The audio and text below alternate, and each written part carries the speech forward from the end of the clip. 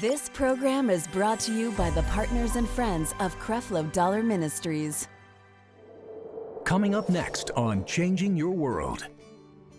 Anytime we violate the commandment of love, fear will automatically be present. And when we seek to take care of our needs outside of God, we are far from walking in love. When we seek to take care of our needs outside of God, that describes the whole world right now. I am not interested in God. I want to take care of my needs. I don't need God. And we're living in an entire generation who basically have turned their back on God, have chosen their selfish ways, and have gathered enough people to say, my behavior, if it's all right with these people, then it's all right, even though it's not all right with God.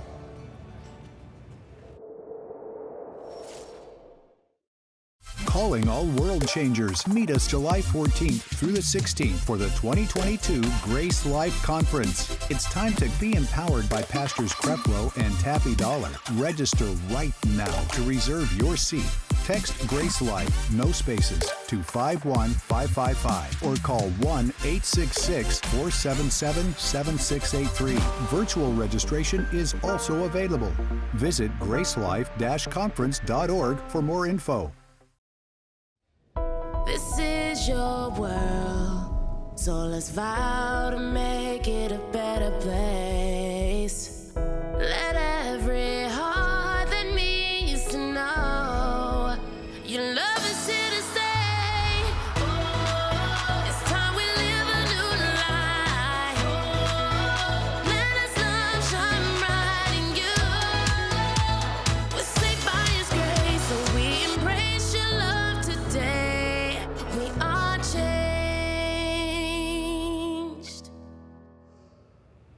Relationships without intimacy, listen to me now, is a false relationship, and it is false intimacy that didn't travel through the bridge of vulnerability. It is false intimacy.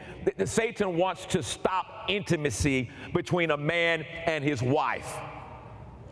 Intimacy, that ability to see things that nobody else can see, and you have to go through a couple of stages to get to intimacy. First of all, that woman has to feel safe, and then she wants to be safe enough to be vulnerable, and then the intimacy will be genuine. But also, a man, he doesn't feel safe because of man law. He's afraid to be vulnerable because he might feel like he might be discovered or hurt. So what he does is he hides under a cover. And what you do is you give off a false identity. We don't see the real you. We see the you coming from the covers that you are under. Because you're afraid to be discovered. That you might not be the man that you portrayed. And you don't feel safe because the pressure is put on you to be this thing that the man law tells you to be, and you don't know what your responsibilities are as a man, so you cover up, pretend like you're the real thing, but we're getting the fake identity, which means if you are fake in who you are, you're going to be fake in the intimacy, and you're afraid that I can't get out from under this cover, they're going to see me as I really am.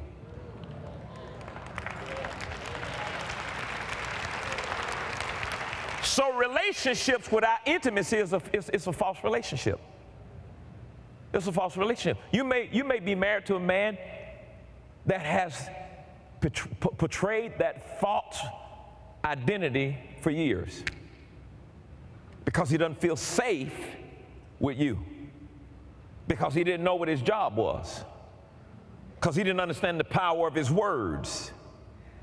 And now he's spoken wrong words and tried to carry out the religious definition of headship when all the time he's been in hiding, afraid that he'll be discovered.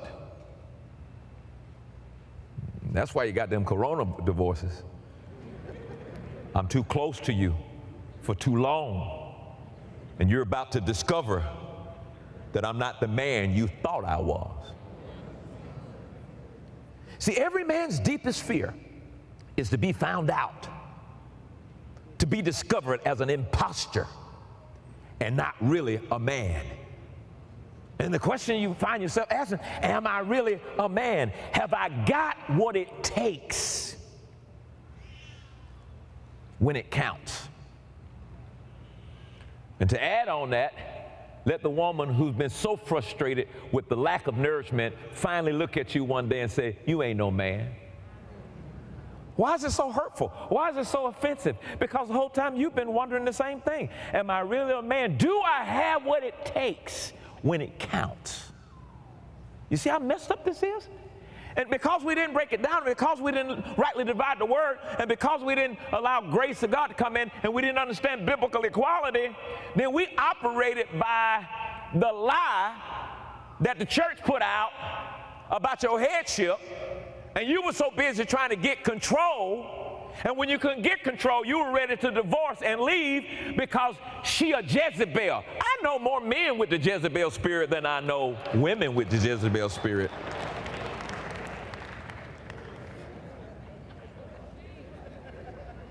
Jezebel's spirit is just rebellion to what's supposed to happen. And we are now raising up a generation of men by men who don't understand manhood.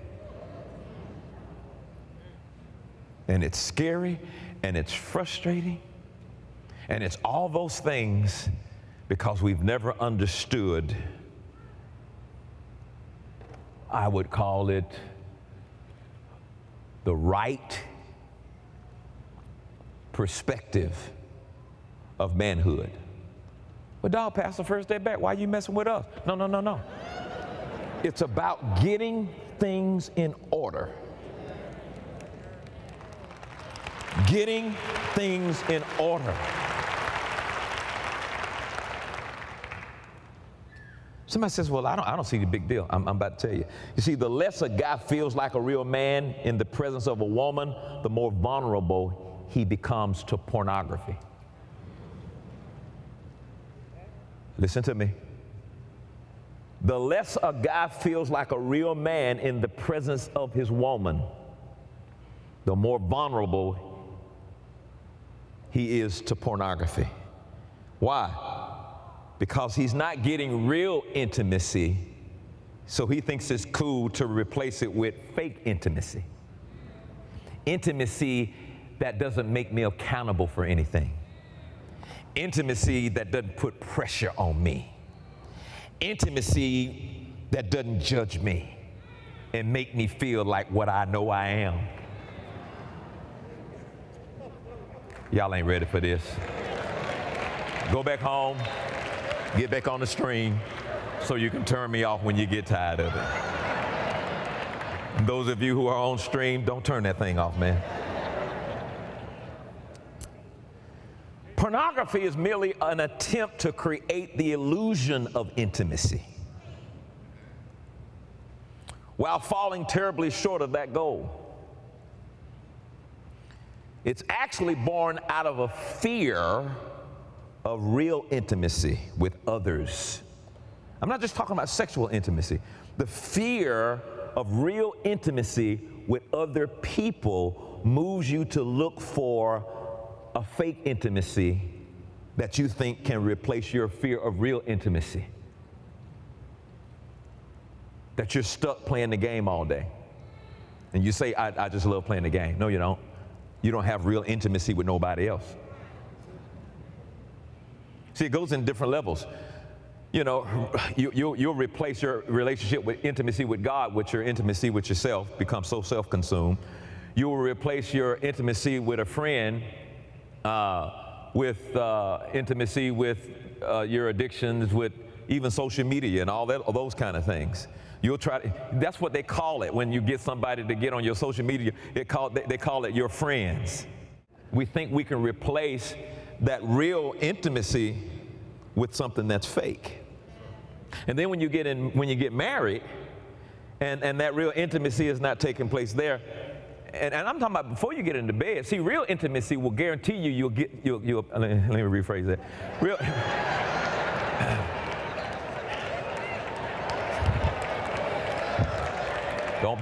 Don't be nasty, Cora. You know what I'm saying, okay?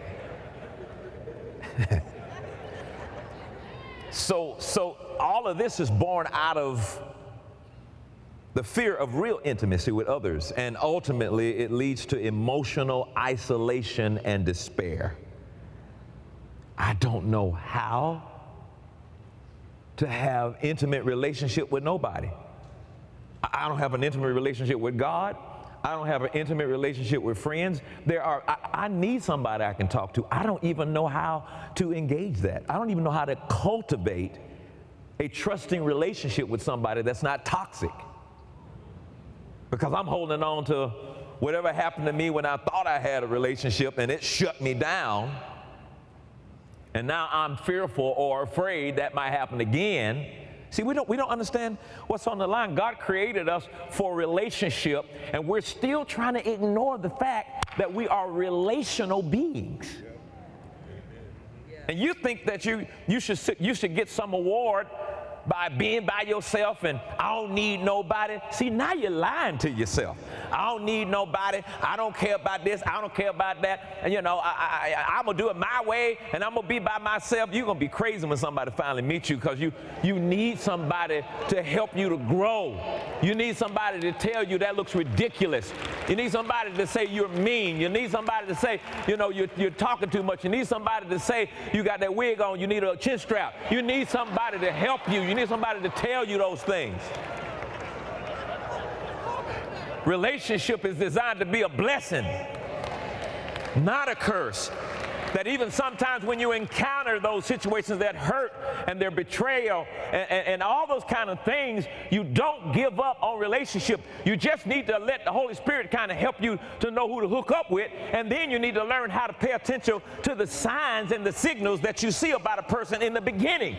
See, what we do is we see the sign and the signal and we ignore it. He's just too fine for me to let go. And he's giving you a signal that something matter with him, something wrong, and you won't pay attention to it. And now you're going to ask the question, how come I keep drawing the same kind of man? Because you keep ignoring the signals.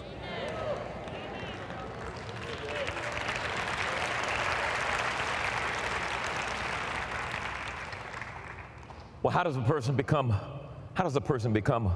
hooked on porn?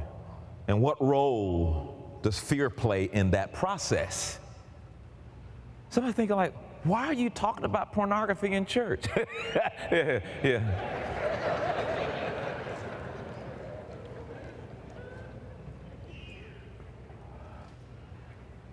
A person's carnal desires, carnal or of the five senses, the things that move you in your senses. A person's carnal desires, which are based in selfishness, that's what it is, are what the enemy uses to draw them into addictive behaviors.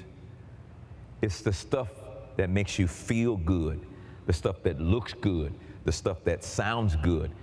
And you find yourself self-centered and you find yourself in selfishness, then the enemy will use these things to draw you into addictive behavior. And it's almost like the first time you got a hit off cocaine, you struggle the rest of your life to try to get that same thing to be reproduced.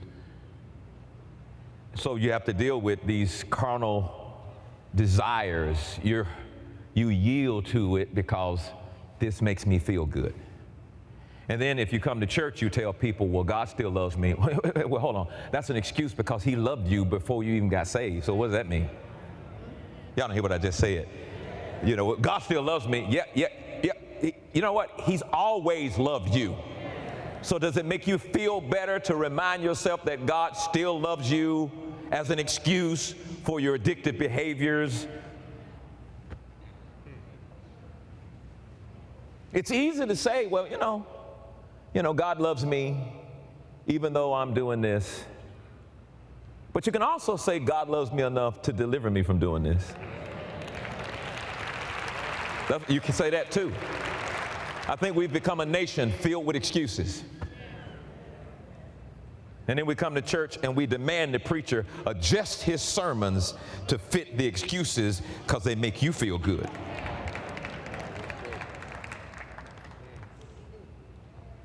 I heard you just told me to shut up.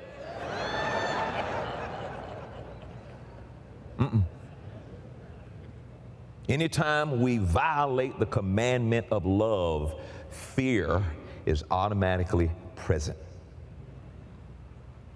Anytime we violate the commandment of love, fear will automatically be present. And when we seek to take care of our needs outside of God, we are far from walking in love. When we seek to take care of our needs outside of God, that describes the whole world right now. I am not interested in God. I want to take care of my needs. I don't need God. And we're living in an entire generation who basically have turned their back on God, have chosen their selfish ways, and have gathered enough people to say, my behavior, if it's all right with these people, then it's all right, even though it's not all right with God.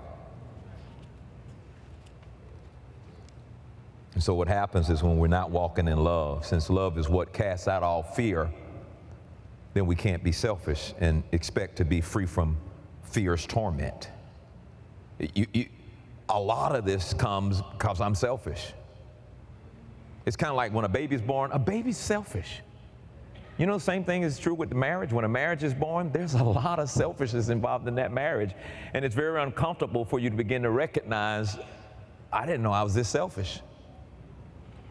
But that marriage is going to begin to challenge you to grow and to think that while women have been coming to church and supporting the church all of these centuries, it was the man that should have been at the door first. And it is still the man that should be at the door first. And I am determined at World Changers Church International that we are going to see the number of men outnumber women that come in, because if we're the faucet, if it flows with us, if the nourishment comes from our faucet, if anybody needs to have a relationship with God and understand God and walk with intimacy with God, we should be going around in the definition of manhood. Men don't cry and men walk around tough. No, we should be the guys on our face, crying out before God, lifting our hands up in praise service. We should be closer to God than anybody, so that everybody in our family is nourished by us. But how can that happen when we think that that's the woman's job? You go. That's the woman's job. You pray. That's the woman's job. You develop a relationship with God and tell me about it. We've been tricked. Our real authority is in our intimate relationship with God. We have been fooled. And like all men in here, oh, if I would have known this when I first understood who I was. If I'd have known that I was the faucet, I thought I was supposed to be the boss and felt insecure because I didn't have boss-like qualities. Because the woman actually carries a lot more creative authority than a man. A man actually submits a lot better than a woman does. Somebody say, how you get that? Baby, what you want to eat? Whatever you want to do, baby. Well, where you want to go? Just let me know. You ask a woman the same question, what you want to eat? Well, I'm not sure. No, I don't want that. No, I had that yesterday. You want to go here? No, we already went there. Let's go somewhere new. But see, that's why God gave you that responsibility, and that's why God gave that woman. It's easy for a woman to submit to the person that's responsible for her healthy nourishment.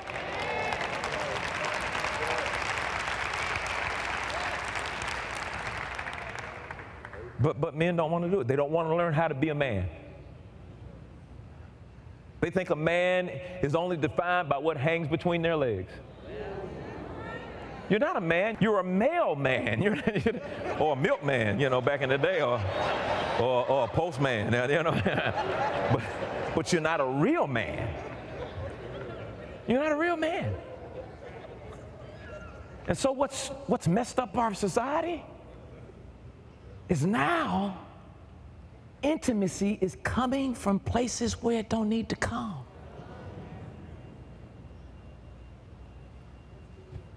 Well, you know, all churches are the same. You better get this right. No, they're not. 28,000 churches closed during the pandemic, and that is not bad news.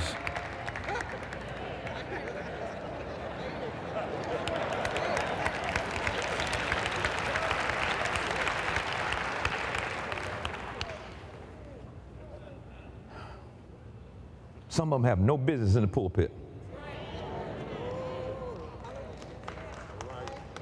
This is where we are now. People came to church trying to get an understanding of something and got some crazy doctrine that says you should be dominating your wife. I remember coming up where I was told, you know, as a pastor, you got to make sure you control your wife. And if you don't control your wife, you can't be an elder in the church. I heard that. So I'm going up thinking, well, you know, when I get married, I'm gonna have to control my wife. Man, I tried that stuff on Taffy. It didn't work good at all. It just didn't work right. It was just when, like, control.